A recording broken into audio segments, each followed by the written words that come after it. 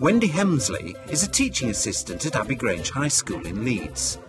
She's on the team of TAs who are being paid a visit by celebrity hairdresser Michael Douglas to discuss life as a teaching assistant. Right, hair then. Very nice, thick, bushy hair. What is the plan? Nothing too radical. Okay. The tops of my ears covered, or I feel very exposed. Oh, really? Okay, yes, important. I feel nervous if my ears are out. Very nervous. Does that make sense? Most people go, do what you want, but not today. So, Wendy, how did you become a teaching assistant? I got 5 hours a week in my children's primary school because I wanted to start going back to work as they grew up. And then I saw an advertisement and I came here about 16 years ago. There's presumably a big difference between being a teaching assistant at a primary school and being on here. Very different. The academic content is very important here.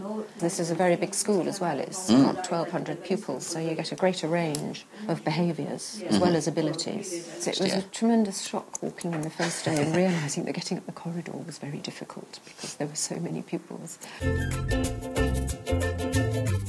So it must be quite a varied role, is it? Extremely varied, because we are constantly going into different subjects with different age groups, and it means that you're never bored, because every class is different. And how long have you done this job for? 16 years. You've never been bored for 16 years? I haven't, not for a minute. Never been bored for 16 years. That's brilliant, isn't it? Yes, I actually wake up and think, yeah, I'm glad I'm going to work. Do you? Yes, I do. You're like the best advert for this job in the world.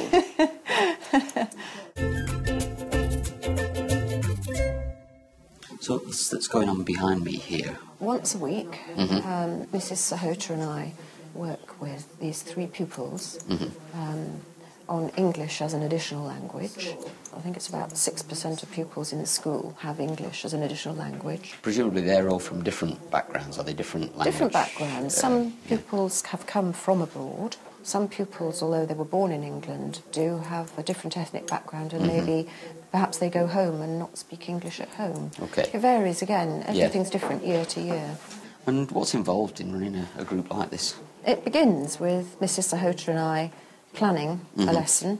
We have various books and guidelines on subjects to be covered. So, for instance, at the moment, we're working on the past perfect tense. Okay. This is the second lesson. We introduced it last week. This week we reinforce the work and then move on. So, yes, there's much planning, and then you can see the execution of a lesson behind you.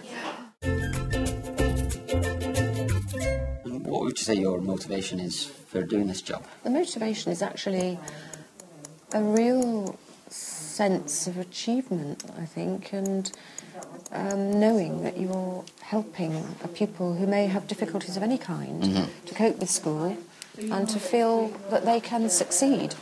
They may not get an A star, but you do feel that you're helping them towards the best that they can achieve that year. Are you ready? Oh, yes. For this amazing transformation? Take a look. Oh, no, thank God, it's okay. Yeah. Let's see what our students think back here. So if you can give us a mark out of 10 on what you think that I've done here, that would be great. 9.5, I like it. A 10? Thank you very much. I can do yours next if that's the case. And a 10, brilliant, huh?